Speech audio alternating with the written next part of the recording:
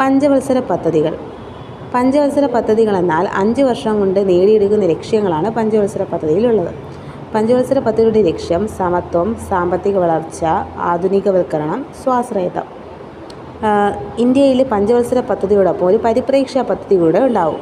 പരിപ്രേക്ഷ്യ പദ്ധതി എന്നാൽ 20 വർഷം കൊണ്ട് നേടിയെടുക്കുന്ന ലക്ഷ്യങ്ങളാണ് പരിപ്രേക്ഷ്യ പദ്ധതിയിൽ വരുന്നത്. 20 വർഷം കൊണ്ട് നേടിയെടുക്കുന്ന ലക്ഷ്യങ്ങളാണ് പരിപ്രേക്ഷ്യ പദ്ധതിയിൽ വരുന്നത്.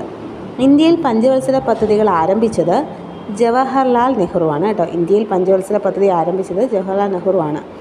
ഇന്ത്യ ഇത് കടം കൊണ്ടത് USSR നിന്നാണ് ഇന്ത്യ ഇത് കടം കൊണ്ടത്.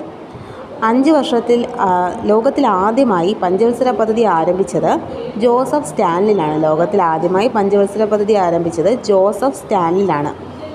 ഇനി ഇന്ത്യയിൽ ആദ്യമായി പഞ്ചവത്സര പദ്ധതി ആരംഭിച്ചത് 1951 കേട്ടോ. ജവഹർലാൽ നെഹ്റുവാണ് ആദ്യമായി പഞ്ചവത്സര പദ്ധതി അവതരിപ്പിച്ചത്. 1951 ഏപ്രിൽ 1 അദ്ദേഹം അവതരിപ്പിച്ചത്. ഇനി ഇതിന് പ്രാധാന്യം നൽകിയിരുന്ന മേഖലകൾ കൃഷി, ജലസേചനം, വൈദ്യുതീകരണം. കൃഷി, ജലസേചനം, വൈദ്യുതീകരണത്തിനാണ് പ്രാധാന്യം നൽകിയിരുന്നത്. ഇത് അറിയപ്പെടുന്നത് കാർഷിക പദ്ധതി അല്ലെങ്കിൽ ഹറോൾഡ് ഡോമർ മോഡൽ എന്നും അറിയപ്പെടുന്നു. കാർഷിക പദ്ധതി അല്ലെങ്കിൽ ഹറോൾഡ് ഡോമർ മോഡൽ എന്നും അറിയപ്പെടുന്നു. ഇനി കുടുംബാസൂത്രണം. ഈ പദ്ധതി കാലത്താണ് കുടുംബാസൂത്രണം നിലവിൽ വന്നത്. 1952 community development programme, national extension services ഒക്കെ ഈ പദ്ധതി കാലത്താണ് വന്നത്. കുടുംബാസൂത്രണം 1952, community development programme, national extension services ഒക്കെ ഈ കാലത്താണ് വന്നത്. അടുത്ത KN രാജാണ് ഫസ്റ്റ് പദ്ധതിയുടെ ആമുഖം തയ്യാറാക്കിയത്. KN രാജാണ് ഫസ്റ്റ് 1ാം പഞ്ചവത്സര പദ്ധതിയുടെ ആമുഖം തയ്യാറാക്കിയത്. സാമൂഹിക വികസന പദ്ധതി 1952 ഒക്ടോബർ 2 വന്നത്. സാമൂഹിക വികസന പദ്ധതി 1952 ഒക്ടോബർ 2.